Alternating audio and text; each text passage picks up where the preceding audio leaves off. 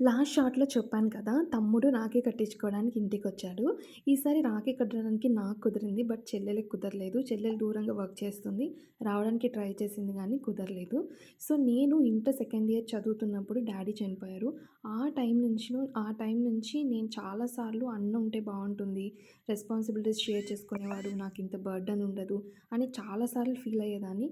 కానీ మా తమ్ముడు మా అన్న ప్లేస్‌ని రీప్లేస్ చేశాడనమాట. చాలా విషయాల్లో మాకు సపోర్ట్‌గా ఉన్నాడు.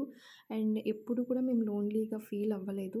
అండ్ నా పెళ్లి విషయంలో కూడా ప్రతి దాంతోనూ నాన్న ఉంటే ఎట్లా చేస్తారో అలాగే మా తమ్ముడు అన్ని విషయాల్లో చేశాడు. అండ్ మా మమ్మీకి మోరల్ సపోర్ట్ ఇచ్చాడనమాట. సో, ఈసారైతే నేను రాఖీ కట్టినందుకు తమ్ముడు గిఫ్ట్ ఇచ్చాడు. సో, కప్ ఇచ్చాడు. నాకైతే చాలా బాగా నచ్చింది. తమ్ముడు ఏ గిఫ్ట్ ఇచ్చినా సూపర్ హ్యాపీగా, ఎక్సైటింగ్‌గా ఫీల్ అయిపోతాం కదా!